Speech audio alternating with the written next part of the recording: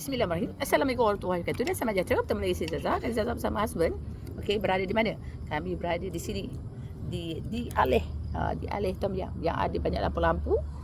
Bukan ditemani oleh bunga-bunga tetapi ditemani oleh pokok kelapa sawit. Banyak kelapa sawit. Orang pergi tengok ada bunga-bunga tapi Zaza dan husband, husband makan pokok dekat dikelilingi oleh pokok kelapa sawit, nampak tu. Tapi romantik jugalah ikan pokok kelapa sawit pun. Okey. Zaza makan apa? Zaza makan tentunya ada sotong. Kita perkenalkan sotong Tom Yam. Ini sotong Tom Yam. Apa? Okey. Kita perkenalkan sotong. Ini sotong Tom Yam. Lepas tu ada ikan goreng. Lepas tu ada kerang rebus dalam sampan. Tu. Dan nasi. Husband dia makan. Apa tadi nama dia bang? Kensum. Dia makan kensum.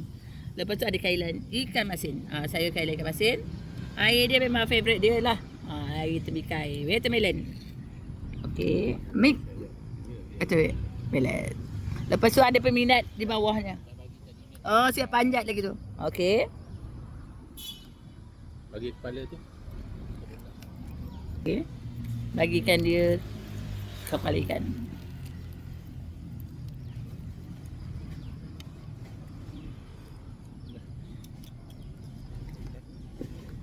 Okey.